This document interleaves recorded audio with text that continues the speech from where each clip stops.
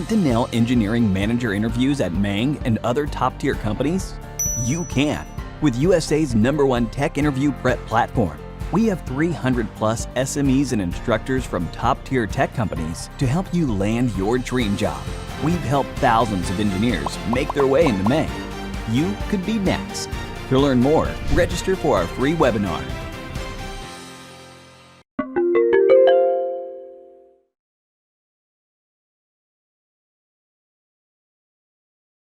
Cool. Let's go ahead and get started.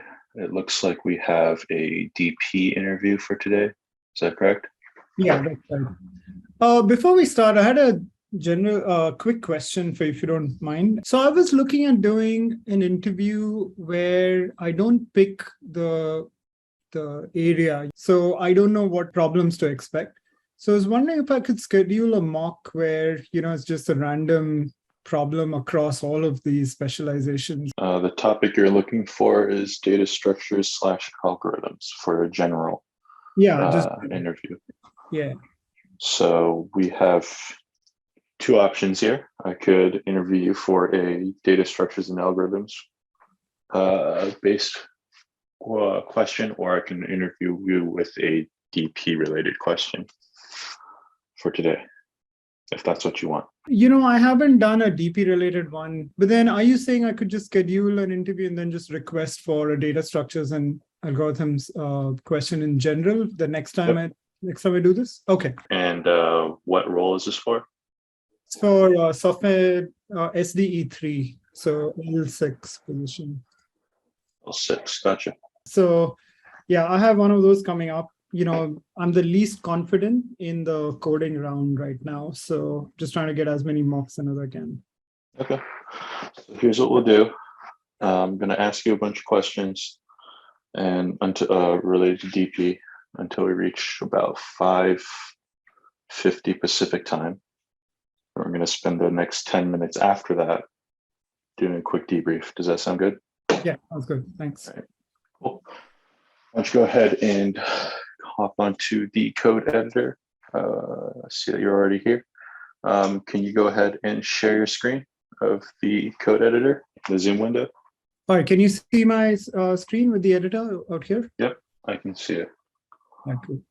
All right, and I see that you can run the code, and we're doing Java today, is that correct? Yeah, that's right. All right, then. So I'm gonna put in the method definition. I'm going to talk about it for a bit. I see. Sorry. Okay, I can see your screen now. Cool. So we have right here unique paths that takes in 2 ints, a row parameter and a column parameter. So what this row and column represents is an n by n grid. And we want to traverse the grid from the top left to the bottom right corner. The way we traverse is by moving either down or right. And we want to return the number of unique paths that we're able to traverse from the top left to the bottom right.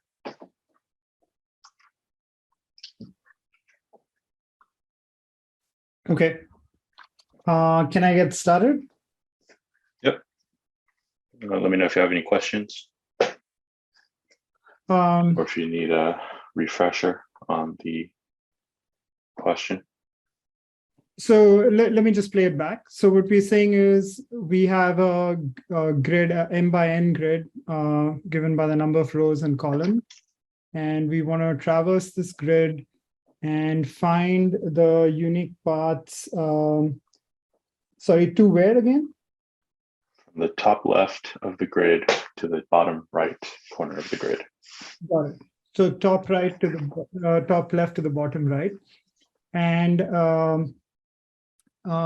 this grid has no obstacles, right? So I could basically, what are the valid moves? Down and right. Okay, so let me just write that down. So valid moves are down and right. Okay. And how big can this grid be? Great question. In terms of constraints, we can assume that we'll have less than 100 rows and columns. Okay, so less than 100 rows and columns. All right.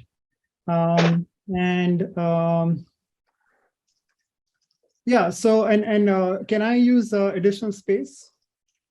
Yep, feel free to use as much space as you need. Okay, so so the approach that that I'm thinking of is provisioning. So let me probably write down the pseudocode really quick. So I'm thinking of provisioning a table of size m by n, right? And in this table, I initialize the first row and first column to zeros. And then I'm going to use the recurrence equation, which is something like, so if you think of the function f of m and n, which tells you the paths to m and n, this would, since the valid moves are right and bottom, if I look at this from a bottom-up approach, so if I start with the bottom right cell, the function that will give me the number of paths to that cell would be the function that gives me the cumulative paths to m minus 1, comma n, plus f of m, comma n minus 1. And so if I took this recursive approach where I just delegate down to the cell above me and the cell left of me to figure out how many paths, how many valid paths exist till those cells, and then add those up at the final cell, that's what I'm looking for. So this is my recurrence equation.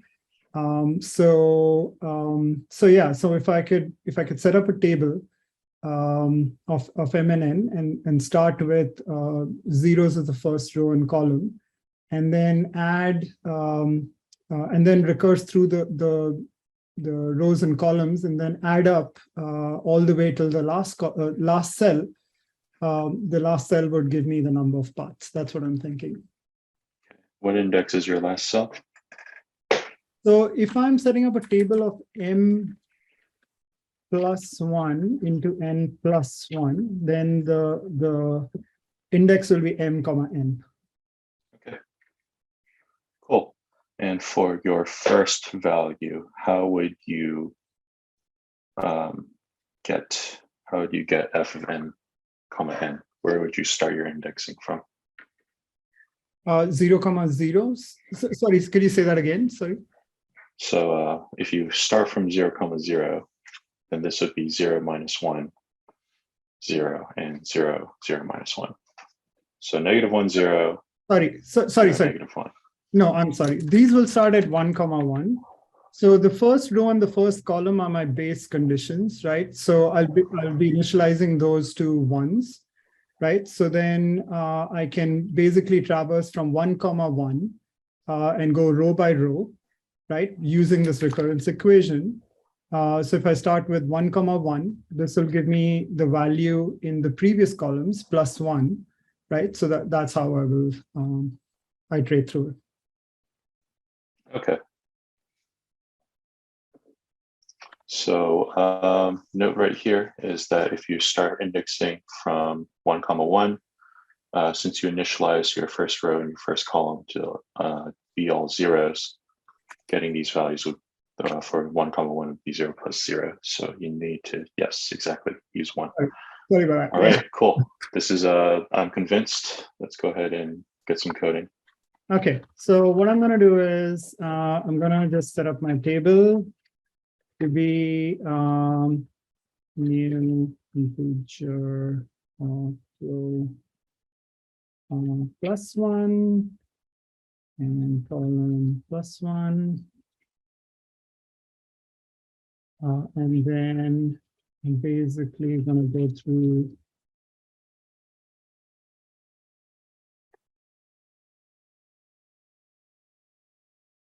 oops, sorry. Let me start with column actually. Column equals 0.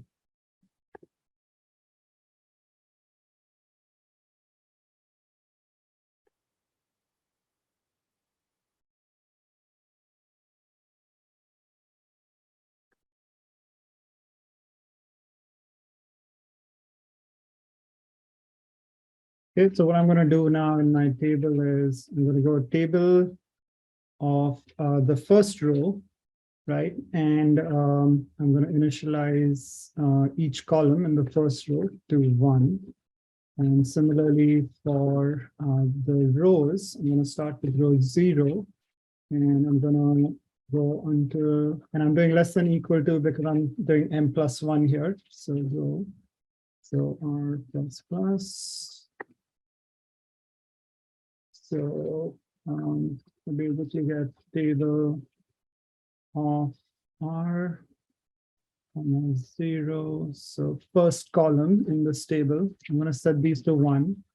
So that's my base case initialization.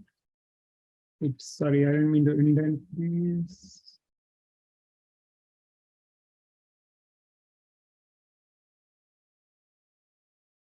Okay, so this is my base case.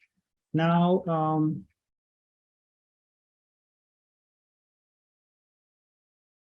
now I'm going to do the recursive case. So this is just going to be, I don't know why it's indenting that way, but so in a row starting at 1, let me just do this with R again. Starting at 1, R is less than or equal to row, R plus plus. Okay, I'm sorry for the indentation. I don't know what's going on there.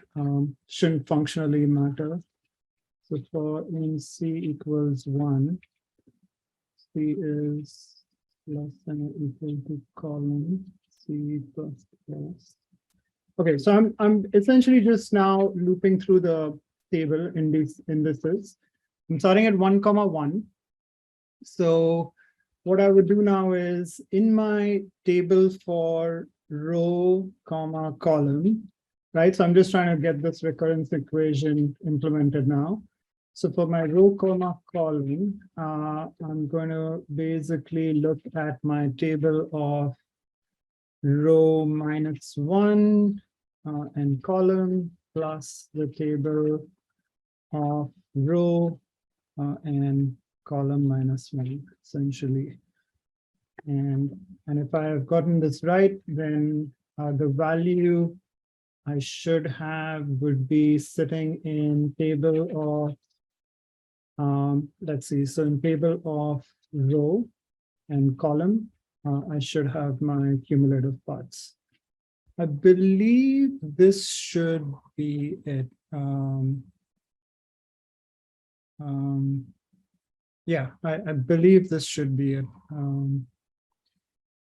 So just to walk through this again, what I've done is I've created a 2-dimensional table of row plus 1, column plus 1, because I want a first row and a first column as my base cases, sorry. And I'm going to initialize those to 1s. And then I start with 1, 1, and then I apply my recurrence equation of the number of paths to get to particular cell is the number of paths to get to the left and the top. So add those two. And so by the time I get to the last cell, I should have the number of paths to get to the last cell. Let me ask you a quick question. This is like a conceptual understanding here. If we have a 1-by-1 matrix, how many unique paths should we have? So if you have one row with one column, you should have 2 ways to get to it. One from the left and one from the top. Oh, Can you explain? So if you have 1, 1, you should probably have 1 way to get to it. Okay. Given this implementation, what is our result? So given this implementation, we should, I think we'll get a value of 2. So let me just see. So we'll be initializing a table of row plus 1 and column plus 1. So, and then we'll initialize those to 1s. And so you should get 2 here. Yeah, there should be 1. Okay. How do we fix this? So let me, so a really simple way to do this is I could start with, boundary condition here. So if row,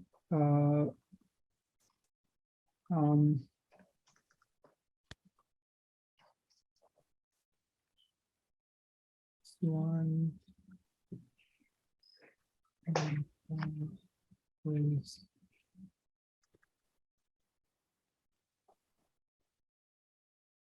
so I could do this, though. Let me just think of a better guard condition here. So if row is 1 and column is 1,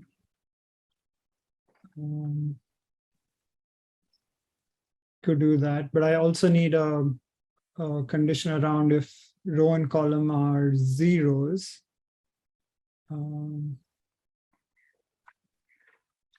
So I think we need a few boundary conditions here. So if row is 0, col is 0, is 0.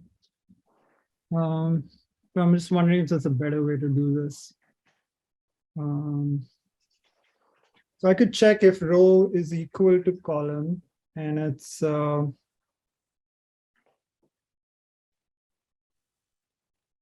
well, I don't know. I could do it with these conditions. So what do you think about this?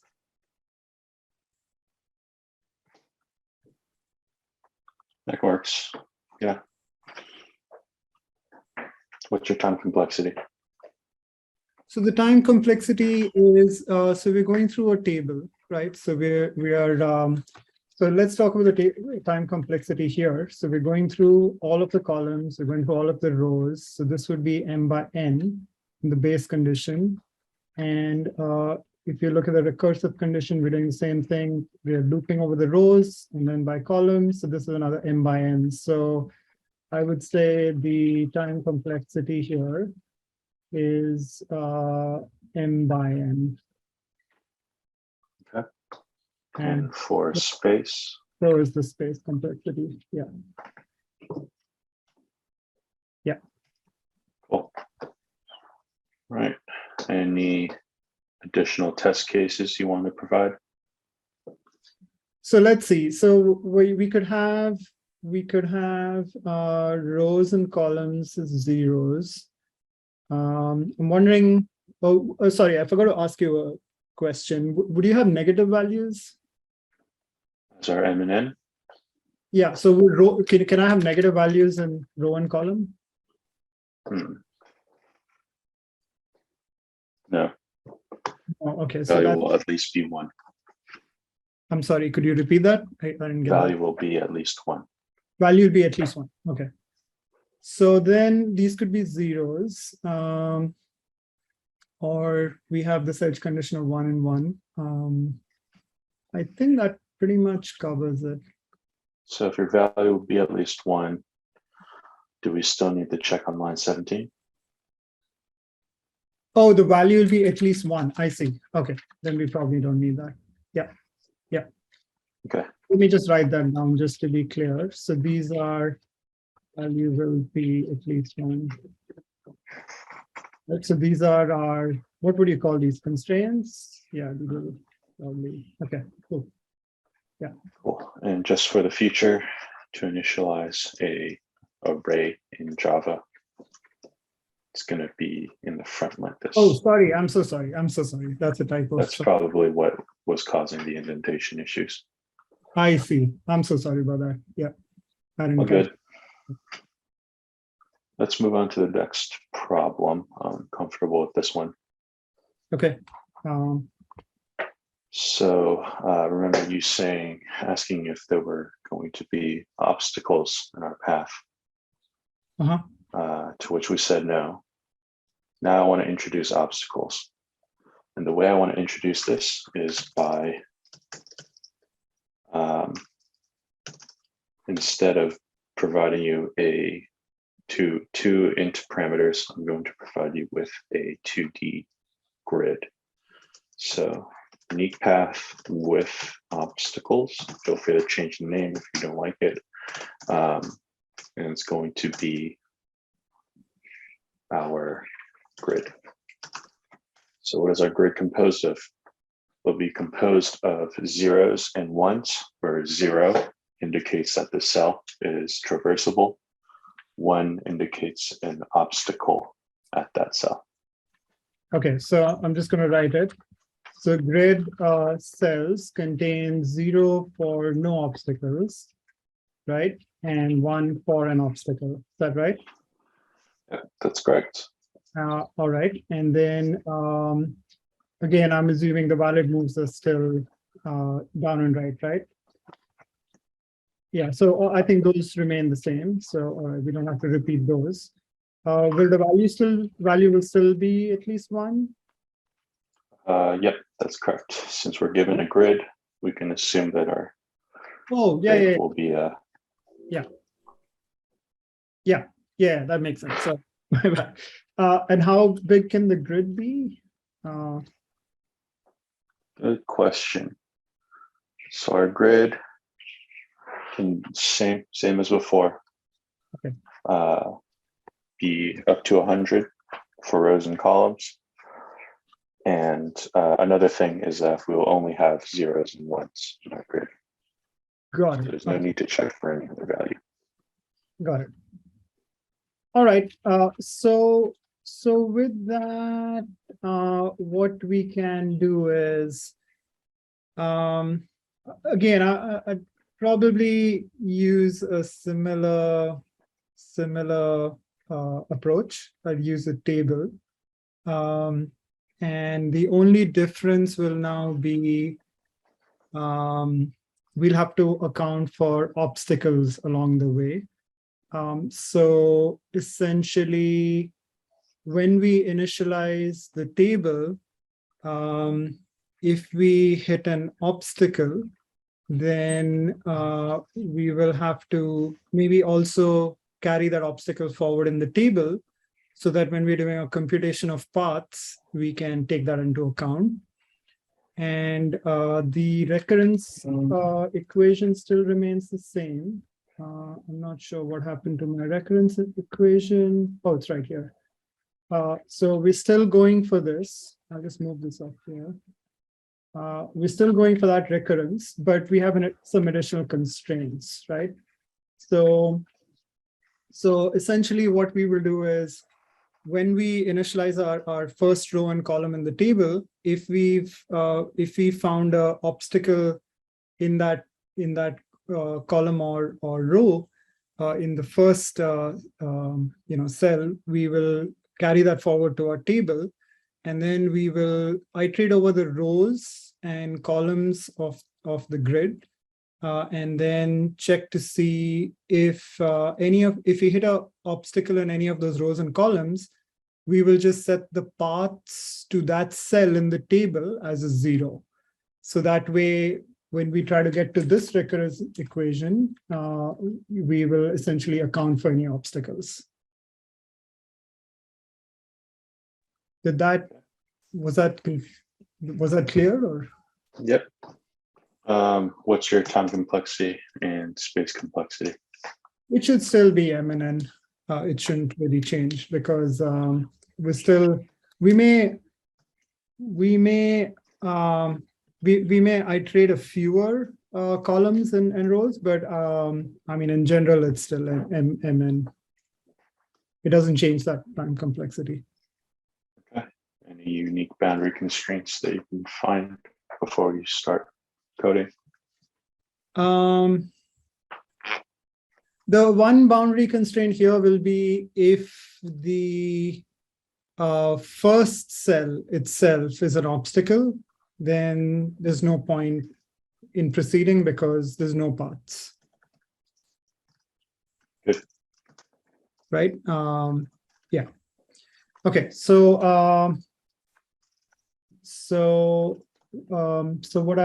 can I proceed with the code? Yep. Okay. So what I'm going to do is, so there are some, okay, so let me do this. I can do this in a couple of ways. So I'm going to start with, again, integer array, the 2D integer array for my table. So this will be my grid dot. So this is the rows. So just the grid dot length, and this will be grid of the first row and the length of that. And I'm just to make this easier to read. Okay, did I get this off again? Okay, so just to make this a little easier to read, I'm just gonna take these into some variables here really quick.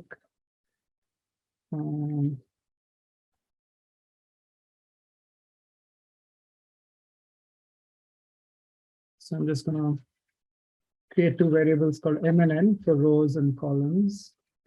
I could even call it rows and columns, whatever we prefer. Let's call it rows and columns.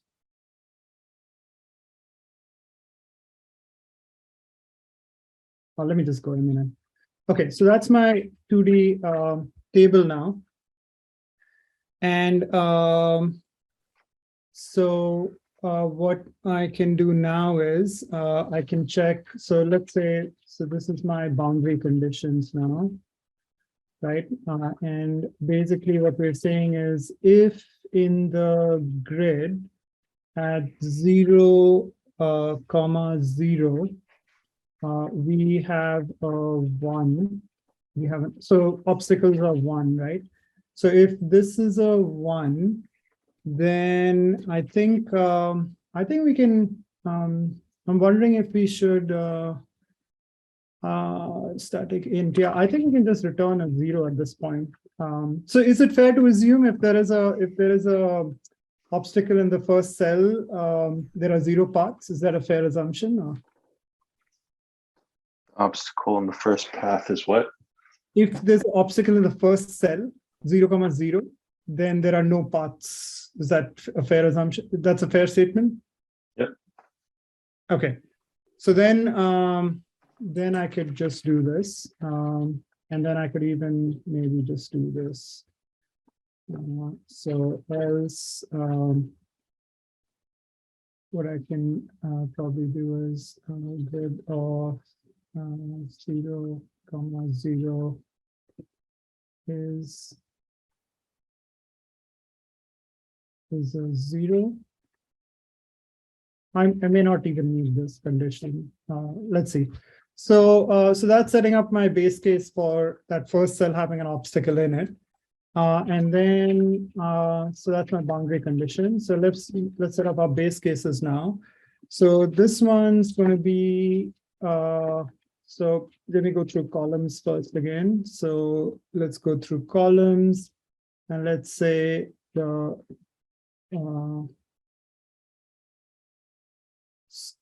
so the grid is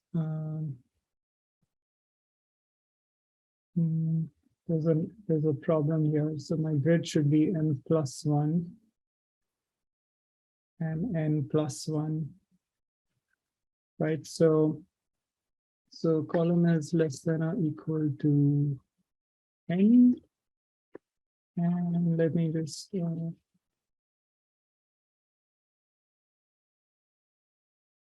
the same for rows as well.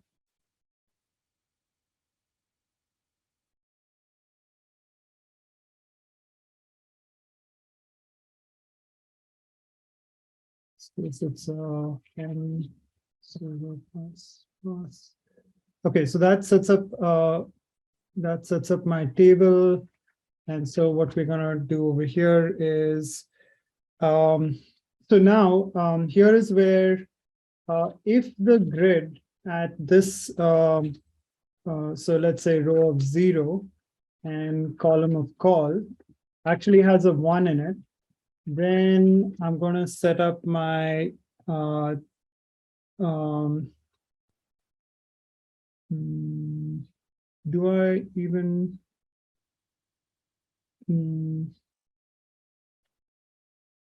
So if the grid has a 1 in it, do I even need to set a value in the table?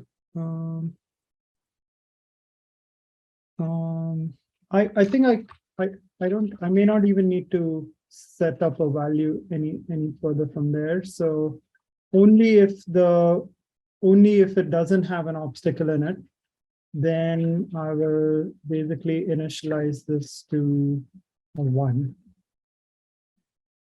I'm wondering if I should initialize this to 0 or just so okay, so if I can do this, if I actually, so I have to initialize these to zeros. If I initialize these to zeros, then yeah, then I can just break out because the rest of them are going to be zeros anyway. So I do need to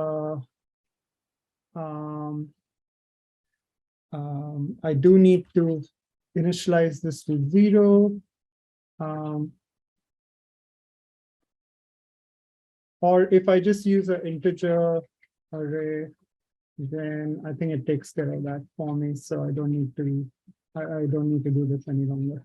So, okay, so I'm just going to switch this to a primitive int array of arrays so that, so what I'll do here is if I hit an obstacle at a particular column, I just break out of there because the rest of the columns are already zeros.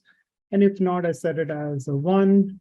And I do the same thing for rows. So if the grid of a row and the first column equals 1, then break out of it. Otherwise, set the table of row and 0 to 1.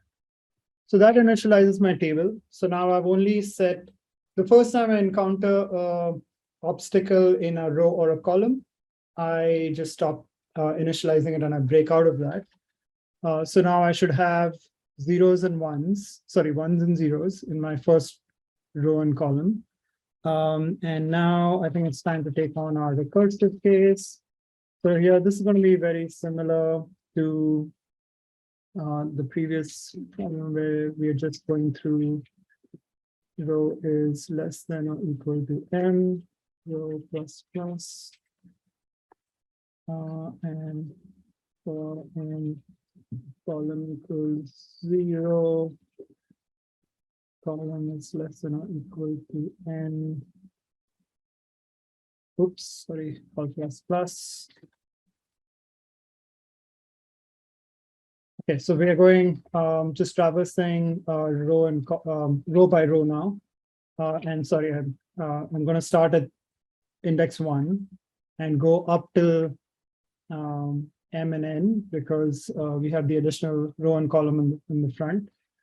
And essentially, basically now here is where we have an additional condition.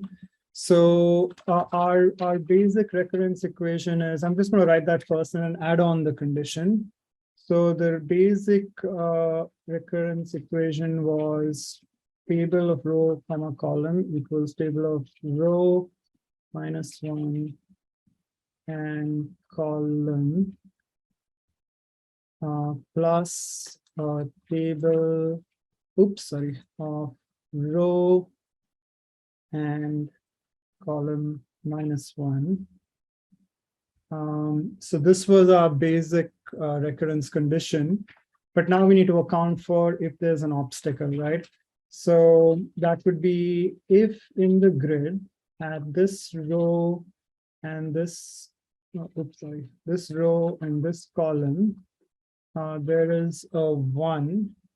That means there is there's an obstacle in the cell. So what we do here is, and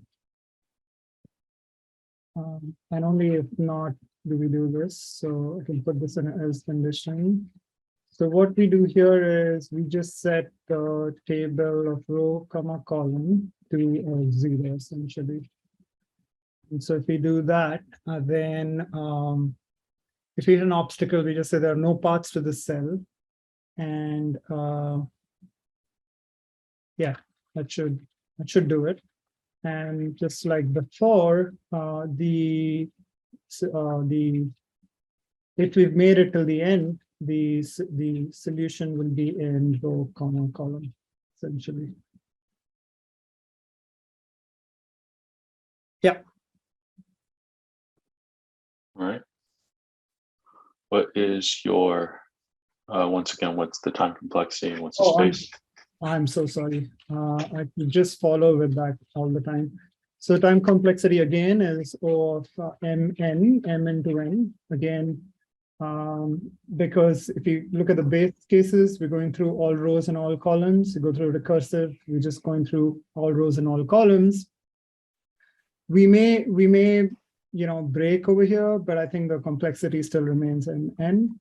And similarly, the space complexity also remains mn because we have this additional table.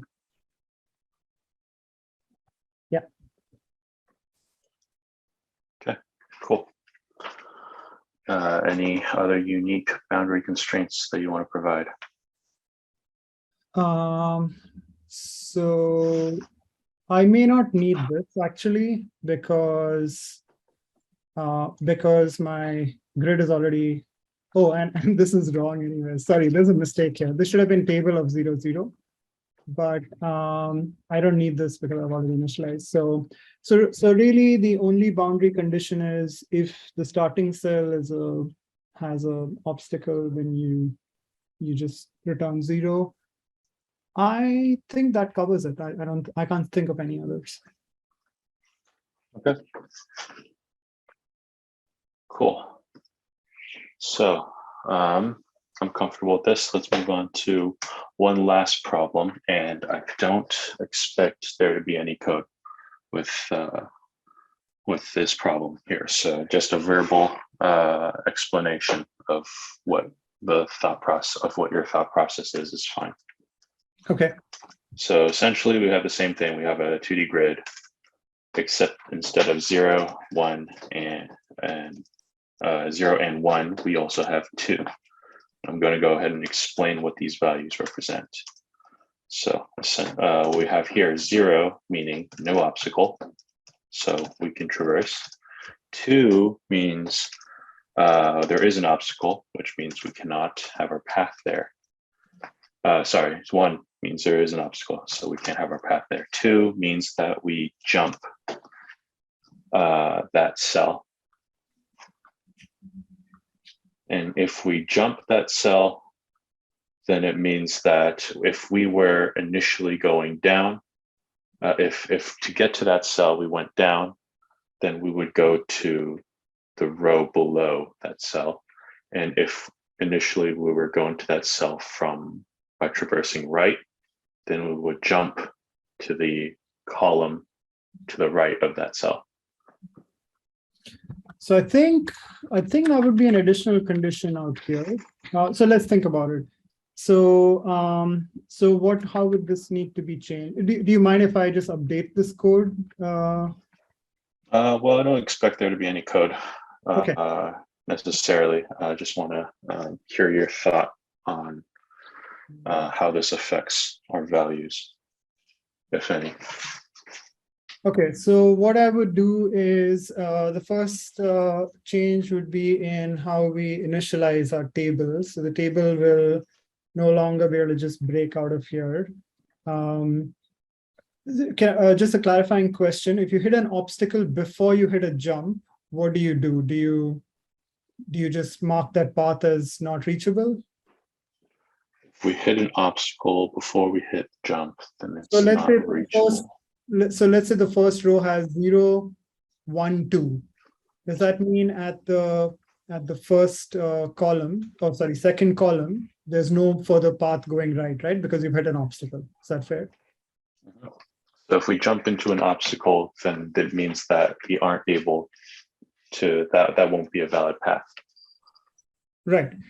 So I think if we had that condition, so all we would have to do then is essentially, so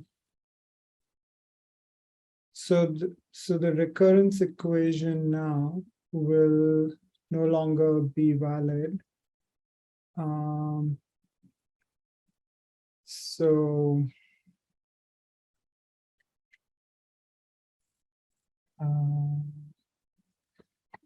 this no longer holds true now, right?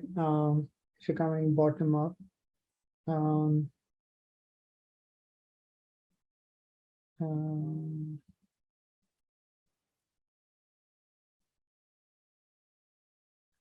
So let's just talk through that for a second. So essentially we're saying, so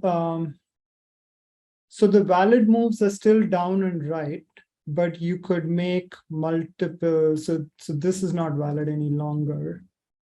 So one thing we could do is look at the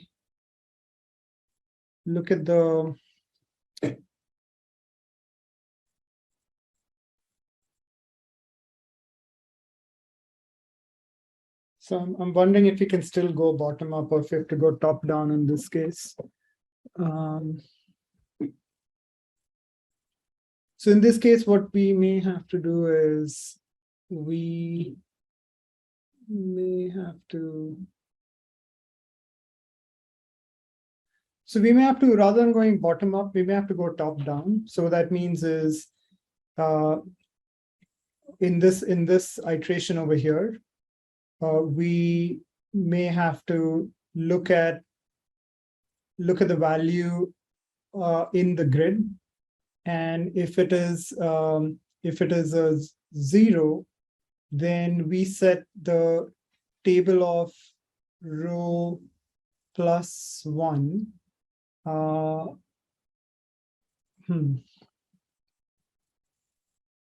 Yeah, I mean, the only solution that's coming to mind right now is, so this is going bottom up. Maybe we have to go the other way around and set the table values according to whether it's a 0 or a 2. If you hit a 1, then we obviously can't proceed from there. But if it's a 0 or a 2, we set the value of the table looking ahead rather than looking back. But I'm not sure if that's a valid solution. If you use an example to support this, just use the comment area and define yourself a sample table. Okay, so run the recurrence relation through it. So if the table is 0, 2, 1, and 0, 0, 0, let's just say, right? So then what we would do is the recurrence equation would be f of m comma n. Yeah, how do you even represent that as a recurrence equation? But what I was thinking is basically something like if the grid of row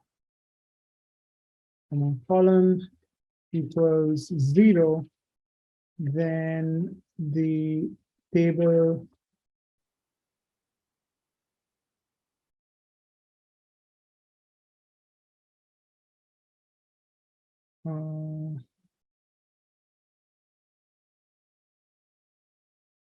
so I was initially thinking row +1, comma, column equals row +1. So +1. But I don't know how to then account for the direction. So if this is 2,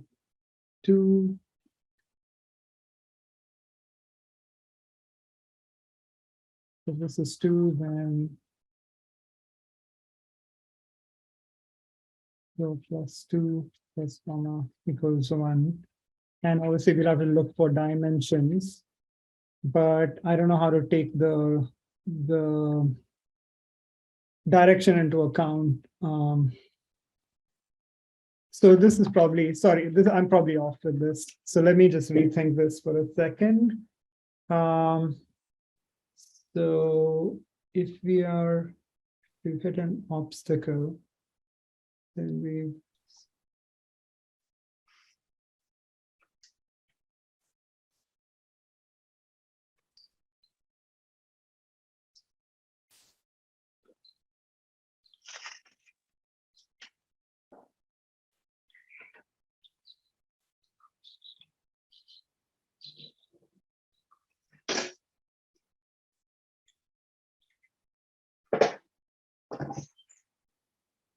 yeah, I'm sorry, I'm not able to figure this out. So if you have a jump, then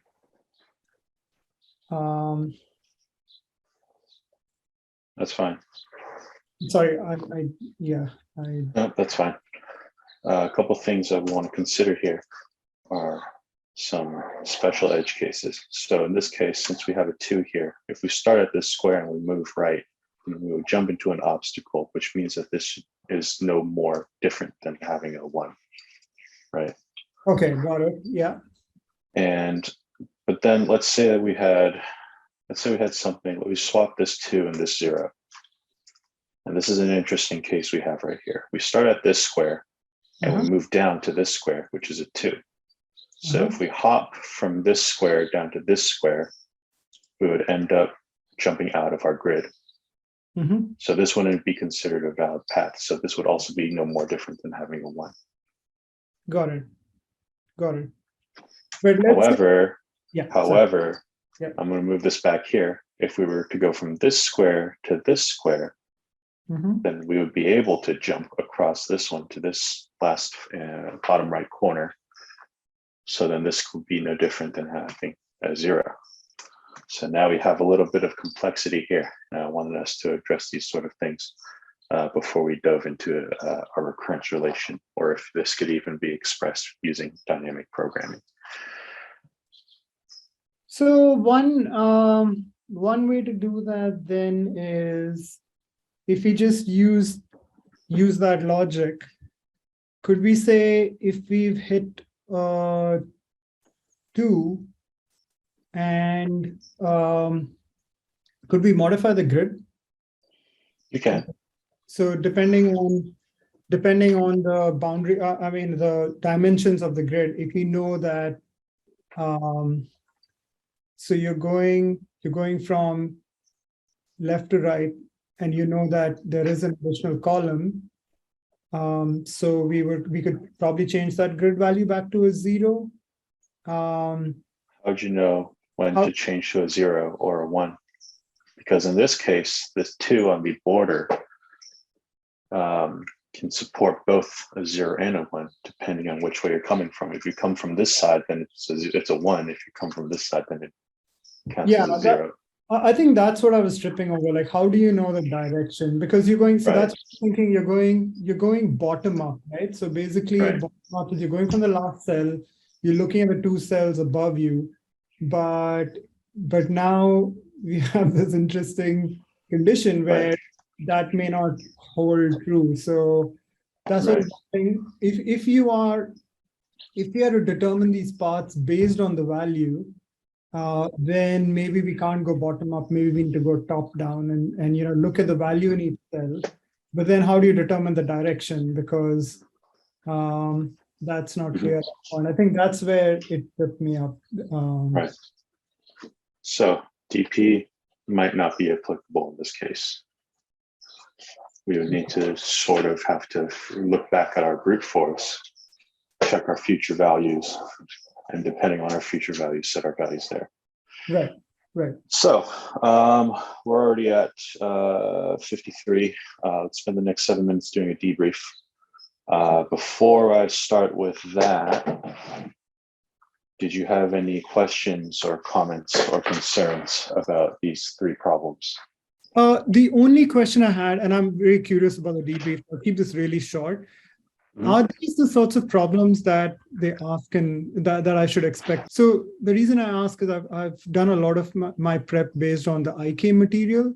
Is that indicative of the kind of questions, or do they ask a whole different, type of question? I'd say it's more or less the same as what IK is asking. Predominantly, they're the same kinds of problems that you can find on LeetCode. Not the exact problems. Obviously, they try to include a twist to make sure that you're not just memorizing LeetCode problems, but the tone at which they evaluate follows closely with what we have here in our mock interviews. So what we like to do is sort of given a question, ramp it up in terms of difficulty, see how you would address the difficulty. And once we see a portion where you are starting to sweat, we evaluate you at that level and see whether or not you're able to and make a correct decision Got it. based on your abilities. Got it. Thank you. Thanks for that. Yeah. So in terms of, for all these questions, I want you to label them in terms of LeetCode difficulty, easy, medium, or hard. So I'd say the first one would be an easy, in my opinion. I think the second one, probably easy to medium. Last one, I would say the difficulty is medium. You just need to really be able to contrast these approaches and we have a reason about, hey, I'm actually going bottom up here. Is this even possible or not, right? So I think that amps up the difficulty just a little bit, but I still think overall it's probably still a LeetCode medium. That's fair. To be honest, the last one isn't on LeetCode. I made this one up myself. So my guess is it'd probably be hard. I did find an equivalent question. It's not the exact same question, but an equivalent question on LeetCode labeled that question as hard. So yeah, you're on the right track here. The first question is actually a medium. And the second question is also medium. So cool. Yeah, aim to do that kind of level of problem when you do your prep. In general, I think that you're in a good spot. You proactively take notes, you ask good follow-up constraint clarifiers, and you conceptually understand DP well enough to apply it to a specific problem. Cool. Thank you. One thing I would want to add, however, is that you know the time complexity, you know the space complexity of DP.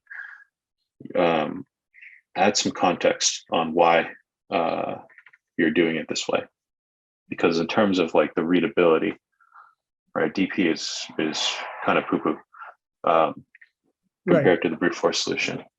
So first, for any problem, not just DP, I would discuss the brute force solution and explain why the solution you're doing is better algorithmically or stylistically or so on and so forth. Because without that, without the context, the problem itself, the interviewer might not know if you really understand DP or if you just are reiterating the textbooks. Got it. I see. Okay. Yep. Yeah. Beyond that, code looks good. Thought process looks fine. For the last one, I would prefer some more of your own generated examples. You should have found all the additional edge cases. Like, for example, what happens if 2 is on the end, like on the bottom or the far right column, versus what would happen if 2 jumped you into a obstacle. All those cases, are fair. So be sure to address each one and how you would handle each one as well. I feel like if you did those, you'd be a lot quicker towards getting the answer for this one. Got it. So, Harry, quick question in this sort of a scenario, right? Like clearly this kind of stumped me, right? Like I didn't have a solution for it. So I'm as I'm understanding what you're saying, it's better to, when you're in a situation of that sort, just write out a few use cases and scenarios and drive your thinking from there. Is that Right. okay? Right. That's exactly right. Make some example inputs, Yeah. make some example outputs, then ask the interviewer, is this the right output or not? Sometimes they're nice and they provide you with an example input and output, but if they don't, then if you're stumped, the first thing would be to get an example or two or three. Got it. Sounds good. Cool. Thank you for That's that. about it for me. Good job today. Do you have any other questions? No, would you be sending out a report sort of a thing? Usually we get a Yep, scope. I'll be doing that right away. All right. Thank you. Appreciate it. All right. Yep. All right. Enjoy the rest of your weekend and good luck. Yeah. Thank you. Thank you a lot.